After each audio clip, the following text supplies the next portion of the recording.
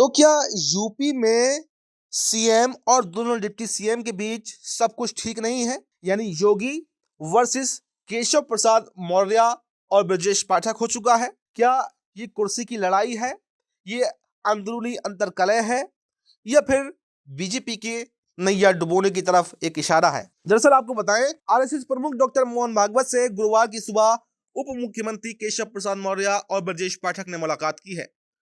खबर है कि दोनों उप मुख्यमंत्री एक साथ ही सरसंघ चालक से मिलने निराला नगर स्थित सरस्वती शिशु मंदिर पहुंचे थे। हालांकि दोनों की मुलाकात अलग अलग ही समय पर हुई है।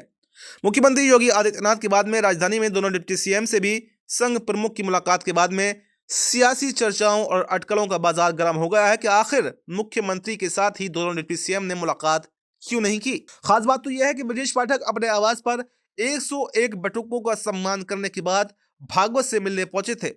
एक और विधानमंडल सत्र चल रहा है, दूसरी ओर संघ प्रमुख मोहन भागवत 3 दिन के प्रवासी दौरे पर लखनऊ पहुंचे हुए हैं।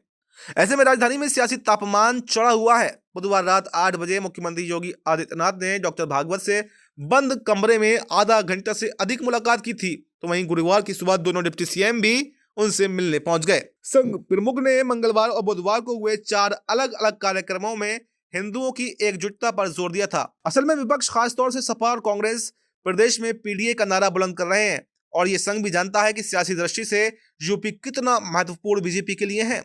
ऐसे में सामाजिक सद्भाव पर संघ का विशेष जोर हमेशा से रहा है। इन मुलाकातों ने भी सामाजिक ताने बाने सहित यूपी के राजनीतिक परिदृश्य पर चर्चा गर्म कर दी है। भागवत से पहले केशव प्रसाद मौर्य और फिर ब्रजेश पाठक से मुलाकात, तकरीबन 15-15 मिनट की इस मुलाकात के बाद में वर्ष 2027 से पहले प्रदेश के राजनीतिक व सामाजिक माहौल पर संघ के फोकस को लेकर चर्चाओं का बाजार गर्म है। और साथ ही चर्चा ये भी है कि शायद जो मनमुटाव ब्रजेश पाठक, केशव प्रसाद मौर्य और योगी के बीच चल रहा है, उसको मोहन भागवत सुलझाने की कोशिश कर रहे हैं, क्योंकि संघ ने हमेशा से बीजेपी का साथ दिया है।